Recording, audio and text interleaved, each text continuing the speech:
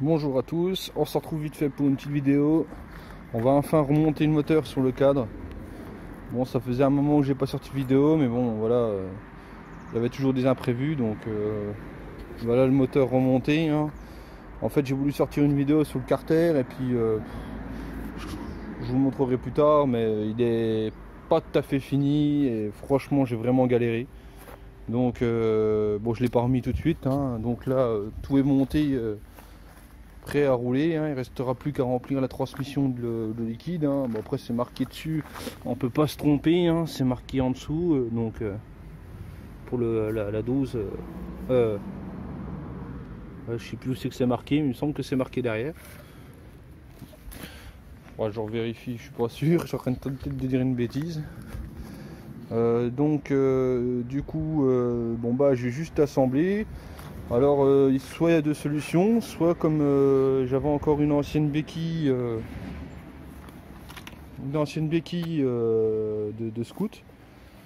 Donc je l'ai remis vite fait, hein, parce que j'utilise pas les béquilles là, du coup je l'ai remis juste comme ça. Soit vous vous faites l'inverse, prenez un arbre, n'importe lequel, ou ce que vous pouvez suspendre le cadre. Donc vous l'attachez là, hein, il y a deux ronds, hein. Vous suspendez le cadre et vous venez mettre le moteur en dessous. Donc moi j'ai la solution là, donc j'ai juste à porter le cadre, le cul du cadre, donc c'est vraiment léger, hein, vu la fourche, il n'y a pas besoin de la porter. J'ai juste à le poser dessus, à remettre l'axe. Donc c'est un axe, c'est du 14 de chaque côté. Après la suspension, c'est tout simple, hein. J'ai juste un boulon comme ça, c'est du 13. Bon, après moi j'ai un boulon derrière parce que j'ai une cale, j'ai une cale de Reos. Bon là je la repeindrai plus tard, hein. C'est comme la vis, c'est plus une vis provisoire pour la cale de Reos, voire même une autre suspension parce que elle est vraiment très vieille.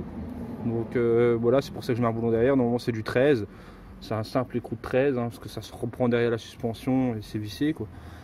Donc après là, au niveau du faisceau, du coup moi j'ai plus que l'allumage, hein, vu que j'ai mis un Vario grande plage, le démarreur ne passe plus.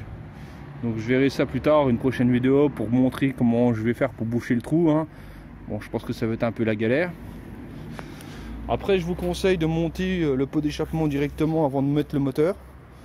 Parce que quand c'est d'origine, bon là j'ai un peu plus de place parce que vu qu'il est rehaussé, mais quand il est d'origine, c'est des boulons de 10 de chaque côté et vous avez quasiment pas la place, quoi.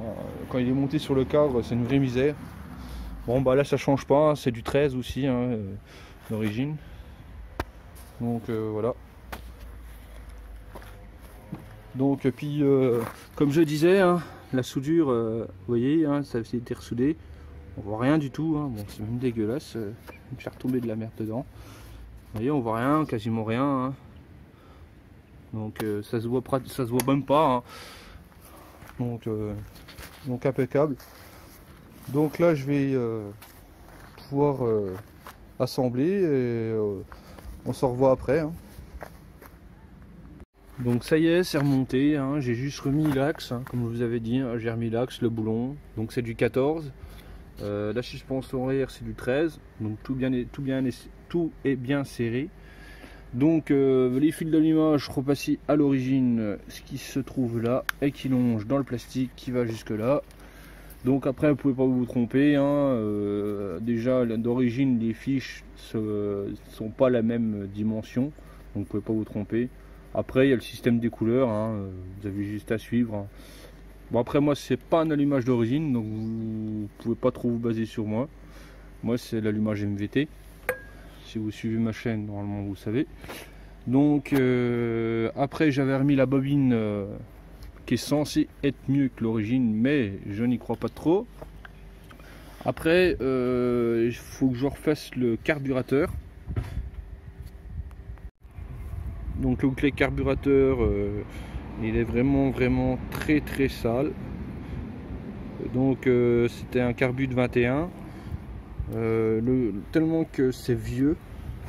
Le cap d'accélo, il a rouillé à l'intérieur, il a carrément coupé tout seul. à l'intérieur, tellement rouillé que vous voyez l'état, hein. Donc ce sera pas pour aujourd'hui le démarrage, hein. Donc après le carbu, je vais tester, remettre celui-là, remise en route pour voir si tout marche correctement comme il était avant. Et par la suite, je vais remettre ce carbu. Donc c'est un carbu de 28. Après c'est un carbu chinois qui vient de AliExpress, qui coûte même pas 20 €. Donc j'avais vu sur la chaîne Tournoi Racing qu'il en avait mis un sur sa générique. Donc du coup j'ai voulu tester.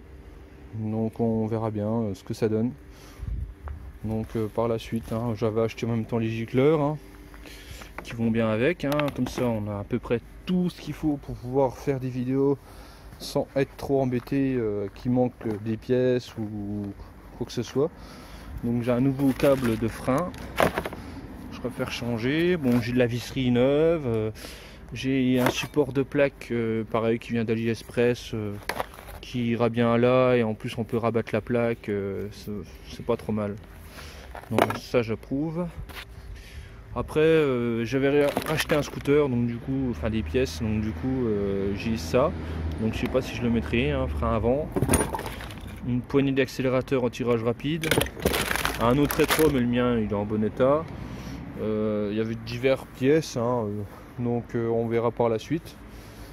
Donc pour aujourd'hui, bon, c'est triste à dire, mais bon, elle dure pas longtemps la vidéo, mais je vais m'arrêter là.